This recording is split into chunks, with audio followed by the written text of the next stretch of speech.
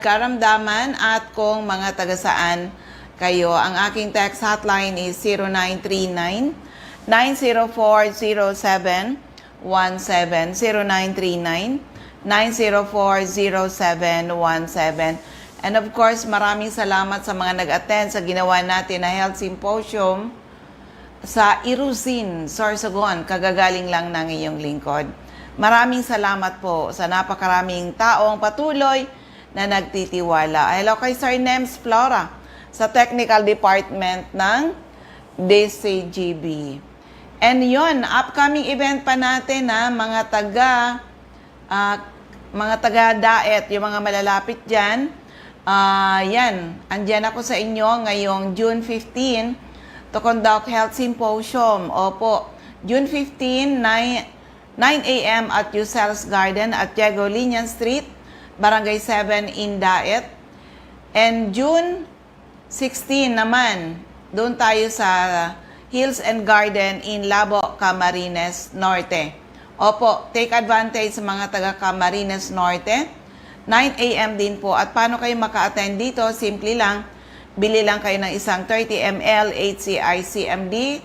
Retail price 630 with free lunch. Marami kayong matututunan. Opo. At pwede kayo mag-avail ng ibababa natin na promo for the day. Opo. So, kita-kits po tayo, take advantage. Wag natin sayangin yung opportunity na ma-rejuvenate tayo ng natural na produkto because our products tried and tested. Opo.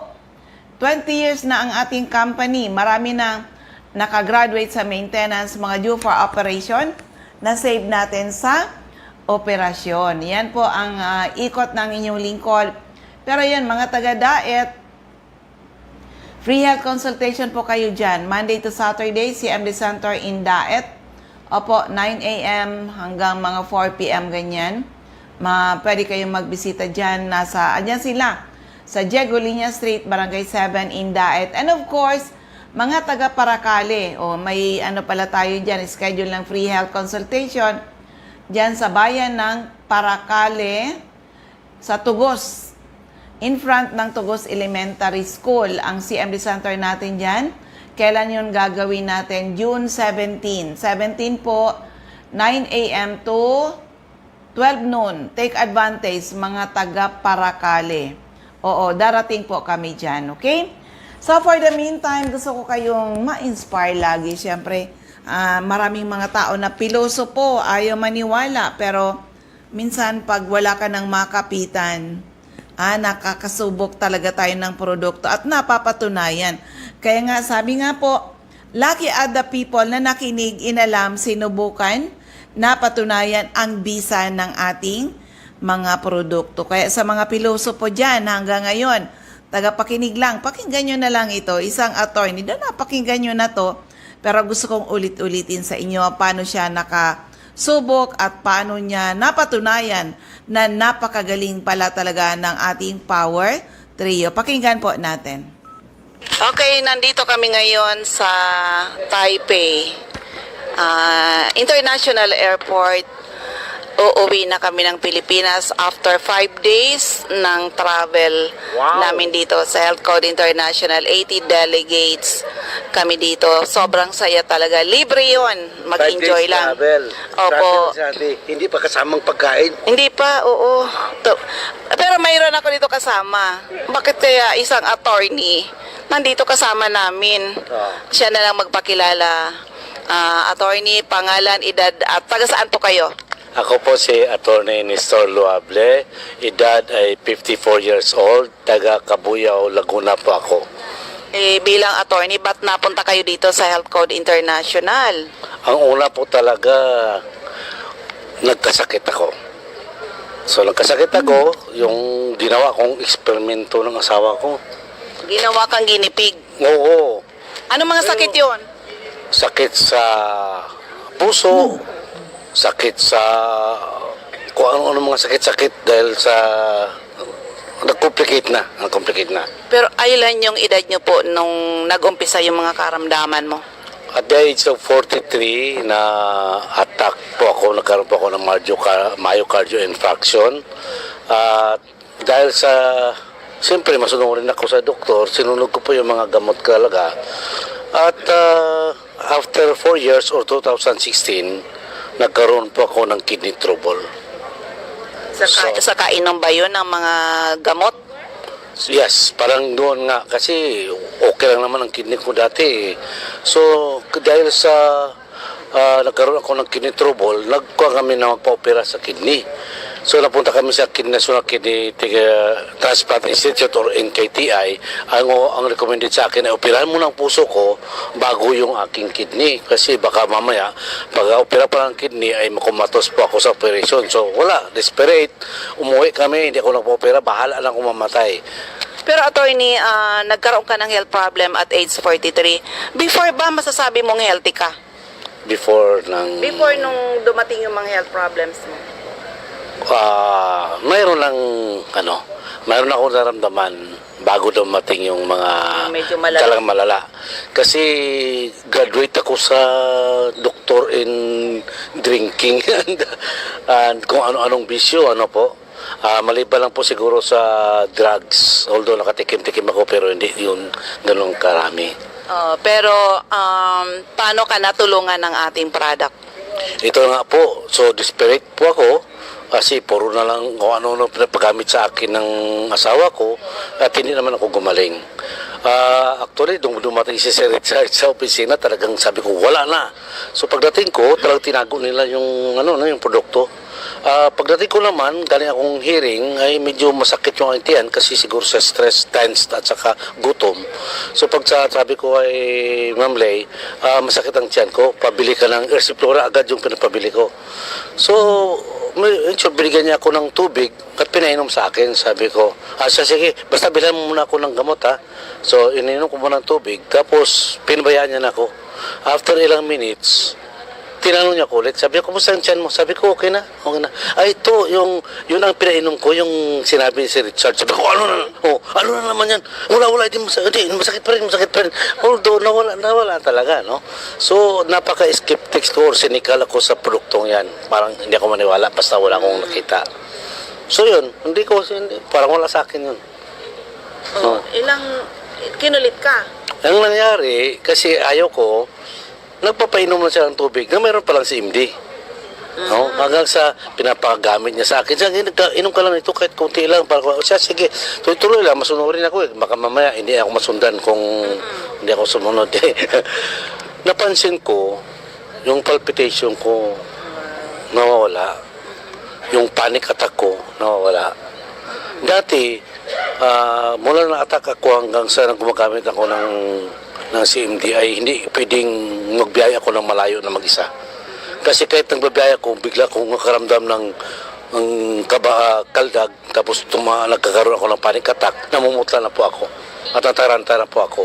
Pero nung naumpisa na kainom na ako ng CMD at saka yung lalo ang CBF din, nawala na po yung palpitation ko, nawala na po yung panic attack ko, at saka naglalaro na ako ng basketball. At saka ibang basketball, naglalaro na ako ng kahit na anong games, no? Pero attorney, yung di ba gusto kang operahan sa puso, ay sa kidney muna, alin ba yung unahin? Actually, kidney yung gusto kong ipa-opera. Pero ang sabi ng doktor, puso muna. Kasi kung unang kidney, baka makumatos ako pag inooperahan pa ako ng kidney. Magkano yung kailangan i-ready mong pera para maoperahan ka? Yung sa puso, parang nabibigyan ko doon sa presyo eh. Kasi talagang sa Philippine Heart Center ako na-recommend. So, parang umaabot na, kulang lang naman ng milyon yung sinabi sa amin. Pero, parang pinabigyan ako ng problema eh, no? Sabi pa nga sa akin ng doktor, ang heart mo kasi parang fourth floor. Yung first floor at fourth floor, wala na. Yung third at saka second na lang ang nagpa-function. Sabi ko, ibig kunting lindo lang ito, collapse na ako nito. Para bang naglalakad ako na kunting lindo lang ito sa buhay ko, nakukollapse na ako. So doon ako na talaga parang nawala ng pag-asa na para palang walking time bomb pala ako, no? Lalakad-lakad ako, tapos biglang may magulat lang sa akin ako, magkukulaps na pala ako at saka atakin ako. Pero attorney, nung pinapainom ka ni madam ng ating CMD saka CBF, ilang weeks ba o months mo naramdaman na okay ka na talaga? Kasi di ko naman alam na pinapainom niya ako. Napapansin ko lang, pero siguro mga months yun, mabot ng months. So, kasi napapansin ko kasi may bala sa tubig pagka dinamihan niya eh. So, hanggang sa nasanay na ako sa lasa ng CMD sa tubig. Pero wala akong iniisip na gagaling ako or mawala yung mga ganong karamdaman ko. Ano? Kasi pag naramdam ko ng panic attack, hindi lang po yung panic attack eh. Nagkakaroon din ako ng stress sa sakit ko. Parang ang tingin ko, masakit ako. Hindi ako pwede magbuhat, hindi ako pwede hindi ako maglakad. Pagdating sa korte, matanong na ako ng judge ng 3 beses na mumutla na ako. Kung minsan napapansin ng judge yun. Sasabi niya, you better take it muna, Atty. Lovely. Tawag ko ibang kaso. Nagkaroon kami ng ganong sitwasyon. No? Pero ngayon, bumabanat na ako. Bumabanat ako sa... Bali, ilang taon ka nang nagtitake ng product natin? Power Trio na yun, attorney, di ba? Oo, Power. The combination of CMD, CBF at yung ating juice, at siguro nagdi-detox ka na rin, CR juice. drops pa, kasi Oo. actually, Pero ano yan? Ilang taon ka nang user ng product? Since 2017, nag-umpisa na kami noon. No? Although, hindi sa 6 years? Yes, so actually may time ako na na-recommend ako ng inom ng 50 a day ba? Or 100 plus a day? 150 drops a day. 100 plus a day kasi nagkaroon po ng bula ang aking urine.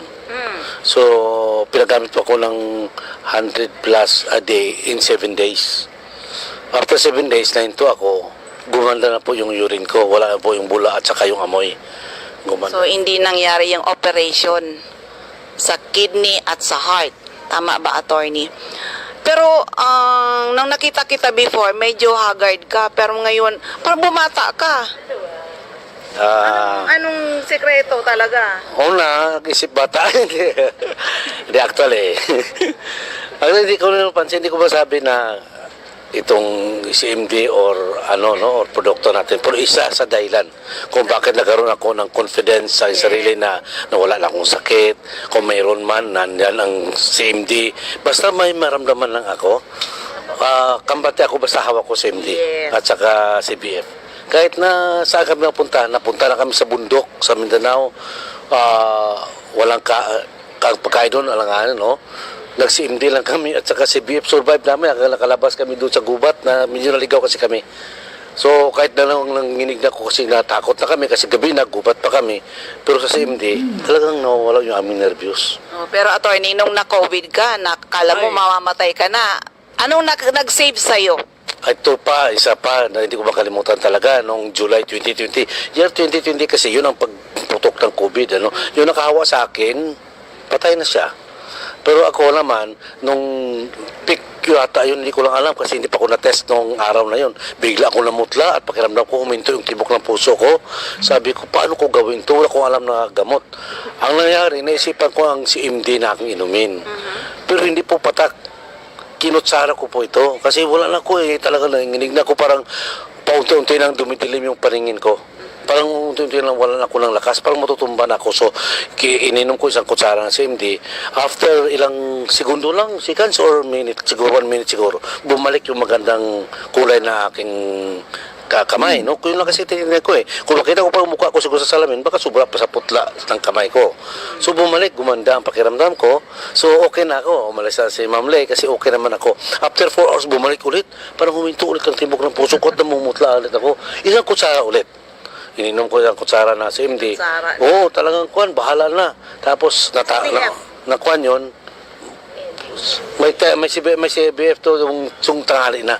Pero nung umaga, isang kutsara CMD, pang tanghali, isang kutsara CMD. So, sa kuwan na, sa gabi na, ay kutsarita na ng CMD ang nainom ko, at saka CBF. Yun po ang nagkuwan sa akin. Parang nag-maintain, no? Hanggang sa Monday, nagpa-swab test ako. Pag-result ay positive ako at on the way to pneumonia na pala ako. So sa tingin ko, kung wala siguro yung CMD at that time, pag-collapse ko, sigurado tuloy yun sa pneumonia. Kasi sabi nga ng doktor sa akin, pneumonia ka na, pero galing ka nag-umpisa pa lang. So kailan yun? Lunes ng umaga niya ako na-examine. So, nangyari nung sa CMD ako ay Sabado ng umaga, tanghali. Sa linggo, may halo ng tubig yung CMD ko. Noong Lunes, positive ako at saka grabe ang resita sa akin ng doktor tungkol sa mga erythromycin at saka sa pneumonia kasi pneumonia na daw talaga ako. So, kita mo, pneumonia ako. Kung wala kong CMD, sigurado yun. At doon Sabado na yun, critical na ako noon, sigurado yun. Kasi pakiramdam ko kasi makukulaps na ako eh. Kaya lang, sabi ko sa sarili ko, kaya ko to kasi hindi pa naman ako nakabilin. Pero kahit gano'n pa man, kasi hindi natin alam ang buhay eh. Yes. So, nung nangyari yun, na parang putlang-putla ako, hindi ko alam anong gagawin ko, wala akong gamot na inumin, at ramdam ko talaga, paghinto ang tibok ng puso ko. Grabe, Pero yan, attorney, nang dahil sa experience mo sa ating product, ngayon naging pusher ka. Anong message na, kasi mapapakinggan to sa aking mga radio program, ang dami ngayon na kailangan matulungan natin, lalo na the number one cause of death ngayon is heart disease, Yes. 'di ba? Yung sakit ng mga may hypertension, kung hindi stroke, heart attack. Yan, mapapakinggan ka sa Bicol, sa ibang radio program ko. Anong message, magandang nakaka-inspire na message mo sa mga taong hanggang ngayon hindi pa rin sila nagtatry ng ating product? Nako, kung hindi ako nagtatry ng product na ito, baka hindi nyo na ako maririnig ngayon. Kayo kung gusto nyo pa maririnig, itatry nyo ito. No? Kalo sa kapwa ko lawyers, hindi natin i-deny, palagi po tayo may stress. Lalo na kung litigant lawyer ka katulad ko. Kung siguro ang trabaho natin bilang lawyer ay nasa opisina lang, magnotaryo lang, o kaya doon sa company, as company lawyer or HR, hindi ko naman na-underestimate, pero less ang stress doon kaysa litigant. Pag litigant lawyer ka, doon sa korte parang hindi mo alam ano mangyayari, may akala mo, anticipate mo, pero iba pala ang mangyayari. Pag uwi mo, grabe, tataas ang sugar mo because of stress, papagod ka, at tanging panghawakan ko lang para ma-overcome mo pagod, CMD lang. Kung walang CMD ito, matagal na rin siguro din ako. Dahil sa trabaho ko, awa ko ba, hindi naman maalis ang stress talaga sa being a lawyer. Ito po yung trabaho namin, no, mga kapwa ko lawyer. Trabaho po natin na bayaran po tayo para problemahin natin yung problema ng iba. Para ba tayo mukhang pera, no? Pero sa totoo lang, pag utusan po tayo na problemahin natin yung problema ng iba para matulog sila ng mahimbing habang tayo ay gising upang mag-aral. At pinag-aralan natin ito, kaya sa tulong ng CMD, CBF, may fellow lawyers, ito po ang makakatulong sa atin. Makaparelax po sa atin. Hindi po nga dahil ma-relax ang katawan natin sa pag-iisip natin. Kundi makatulong po ang CMD dahil mayroon po itong magnesium. Alam naman natin yung magnesium at calcium na nagpapa-relax ito ng muscle doon sa ating ugat. No? Hindi naman po ako doktor ko, fellow lawyers, tawag sa atin ay juris doktor rin po tayo, pero hindi po doctor of medicine. Pero from time na makarinig po tayo sa mga dalubhasa, sa mga experts, we know mga expert witness natin, no? Pag narinig po natin, naniniwala po tayo sa kanila at sinabi nila, laking tulong ang magnesium at calcium na nandyan sa CMD at saka sa CBF na yan. Subukan nyo lang pong uminom at maramdaman nyo at maranasan nyo yung naranasan ko. Kasi hindi naman po kaiba ang ating katawan. Yung katawan ko at katawan nyo, pareho po ang composition nito, component.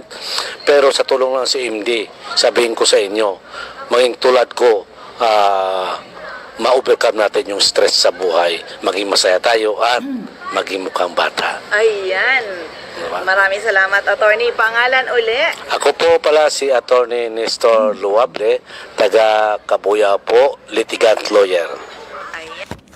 Ayan, sa mga listeners natin na medyo pilosopo pa dyan. Diba, syempre, dati rin siyang pilosopo, si attorney, dahil marami na nga, syempre, believer siya. Alaga na siya ng kanyang doktor, pero dumating ang time na nasubukan niya yung ating product. Kaya napatunayan niya ngayon na rejuvenate the natural way. So sa mga listeners natin, our goal is to rejuvenate your health. Hindi yung ma-maintain yung mga sakit. Hello kay Ma'am Michelle Biescas and Sir Joseph Aidago. Kaya lang, ang bilis ng oras natin. Ulitin ko na lang yung aking text hotline, 0939-904-0717, 0939-904-0717. Sa mga taga-Daet, kita-kits tayo at mga taga-Labo, Health Symposium ay gagawin natin June 15, 9 a.m. at Yusel's Garden at Diego Liñan Street, Barangay 7, Daet. And June 16, andyan naman po tayo sa Hills and Garden in Labo, Camarines Norte. 9 a.m. po iyan parehas. Para kayo maka-attend dito, bili lang ng isang 30 ml HCI CMD 630 with free lunch po. At pwede kayo mag-avail ng ating promo na ibababa during the day. And June 17 naman, andyan tayo sa Paracale para sa gagawing free health consultation. CMD Santo in Paracale, dyan sa Tugos, harapan ng Tugos Elementary School in Paracale. Kita-kits po tayo dyan. So, sa mga center, banggitin ko lang dyan sa Catbalogan City, hanapin lang CMD Center at 5391, second floor, The Rosario Street, Barangay 1, Catbalogan City, atop St. Therese Family Drugstore. Sa Tacloban, nasa Santo Niño Street, Barangay 24, Tacloban City, malapit sa Doctors Terminal. Opo. And of course, sa mga taga 3rd District of Albay, abangan nyo na lang at mapapakinggan nyo na lang po, ha? Iba't ibang radio kung saan pwede nyong pwede kayong makapunta para sa gagawin natin na mga events, okay? So, eto na muna yung ating mga CMD centers at active distributors. Okay, para sa pangangailangan nyo ng aming mga products, bumisita lang sa CMD Centers in Camarines Norte, CMD Office at Purok 8, Poblacion, Santa Elena, Camarines Norte, near Seventh-day Adventist Church, CMD Office at Purok 1, Barangay Tugos, Paracale, in front Tugos Elementary School. Sa Purok 5, Barangay Mother Lode, Jose Panganiban, near Casorog Checkpoint. Sa Captain Villa Flores Street, Barangay Gumamela, Labo, beside Lisaso Hospital.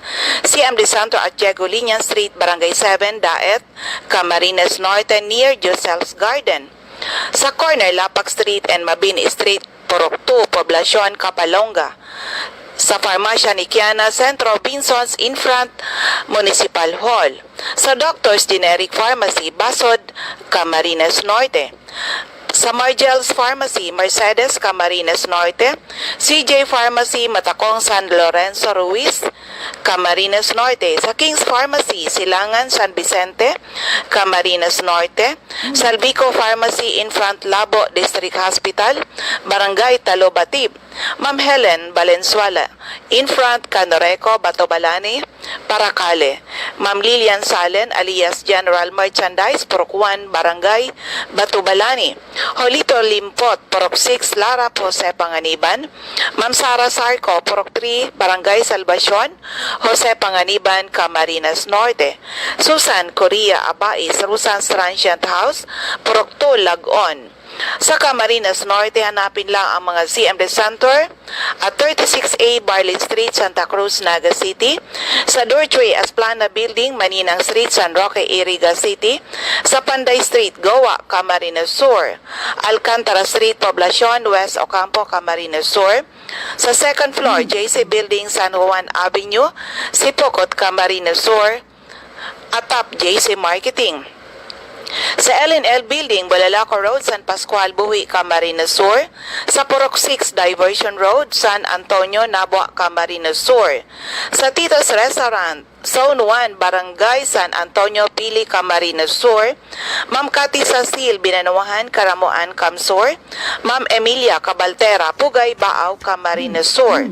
Sa RBJ Pharmacy, Poblacion, Ilawo, Dragay, near Ragay Central School. Sa Catanduanes, si Ma'am Remy Faustino, Gogon Sirangan, Vera Catanduanes. Helen Torrepalma, Rosalina Torrepalma, San Roque, Bato, Catanduanes. Ma'am Julie De Luna, Barangay Maisuran, Caramoran, Catanduanes. Ma'am Salvi Cabal, si Amdisaki Center, San Pedro, Vera, Catanduanes. Ayan. Sa Masbate, hanapin lang CMD Center at second floor, Sia Sampaga Building 31 Quezon Street, Masbate City. Sa Sorsogon, andyan po sa CMD Pharmacy, Comadcad Casillas Sorsogon, Ma'am Annabel Maquinyan at Danibel General Merchandise and Construction Supply Sentro ng Pilar, Sorsogon. Rosemary Haji, sa Haji Wellness Hub, St. Vincent Compound, Bibingkahan, Sorsogon City. Of course, sa First District of Albay, CMD Center at second floor, Center Point Building at top 711, Siga Avenue, Tabaco City. Ma'am Michelle Biasca, second floor, CMD Stockist Center, AM Building, Magsaysay Avenue, corner Barameda Street, Barangay 7, Poblacion, Bakakay. At CMD Office at Unit 4, Building B, Purukwan, Villa Maria Compound, San Isidro, Santo Domingo, Albay. Siyempre, yung aking office sa Legazpi City, second floor, room 208, PVLB Building 2, Peñaranda Street, Legazpi City. Taas po yan ng Denver's Computer Shop at top ng in front, LCC Supermarket. Okay, yung mga iba yung iba, hindi ko mababanggit lahat kasi paubos yung ating oras. Next time na lang. Siyempre, banggitin ko, andyan po si Ma'am Lisa Olidana, Bakay Store, Centro, Daraga, Albay. Oo, CMD Office, second floor ng Kamaling Market. And of course, sa 3rd District of Albay, Rexy Sardinas Store beside LBC Ginobatan. CMD Office at second floor sa Palicio Building sa Palicio Street, Basod, Pulangi. Kaya yung mga taga Libon, mga taga, di ba, pwede rin siguro yung mga taga Baaw, yung mga taga Pulangi, Uwas, o pwede kayo doon. At CMD Office sa ground floor ng Kililan Building, San Jose Street, Dunaw, Ligao City. Opo, andyan din si Ma'am Rosana Reyes, care of Office sa Barangay Affairs sa munisipyo ng Uwas. Yan po, Mariel Sabasa, Badian, Uwas, Albay. Yung iba, sa susunod natin na program, okay? So anyway, kung may mga dagdag na tanong, pwede kayo mag-text sa akin. Text lang edad karamdaman at kung mga taga-saan kayo, edad karamdaman at kung mga taga-saan kayo. Ang aking text hotline, 0939-904-0717, 0939-904-0717. Hello kay Ma'am Criselda Kabugayan and Ma'am Glenn Serafico. Musta na kayo, Ma'am Glenn? Opo. So, ayan po. Kung may dagdag na tanong, i-text nyo na lang sa akin. Text edad, karamdaman at taga-saan kayo sa 0939-904-0717. Of course, yung mga nasa Facebook, pwede kayo doon sa CMD Bicol. Si Nurse Earl naman po ang sumasagot dyan. Yung mga hindi pa member, be a member. Hindi natin pinagkakait sa inyo ang malaking discount basta kayo po ay member. Oo, ng membership natin ngayon nasa 5,990 kung saan makakatakbuhan na po kayo ng Power Trio, the perfect combination ng CMD, CBF at ang ating Cell Bio Juice. And ang kagandahan po, pag member kayo, next time you buy our products, 20 to 54% discount. Malaking discount po talaga. At pwede nyo gawin ang negosyo ni Health Code International dahil hindi lang good health ang sinishare natin. Kasama po ang kabuhayan. We need retailers, we need distributors. Opo. Oo, we have a very wide market para sa ating mga produkto. At ang nakakatuwa dito ay tried and tested ang ating product. Hindi po kayo mapapahiya. Diba? Sinasabi ko yan, with our products, maraming ordinary people now earning extraordinary income. At ganun din when it comes to health, maraming nakagraduate sa maintenance, mga due for operation, na save natin sa operasyon. So ayan, nabos yung ating oras. Maraming salamat. Sana po ay matugunan ng aming misyon to help restore the health of people and hopefully someday mas maraming tao ang magkaroon ng karapatan mag-declare sila naging healthy uli ng dahil sa ating mga produkto. Maraming salamat. God bless everyone. Bye-bye po sa inyong lahat.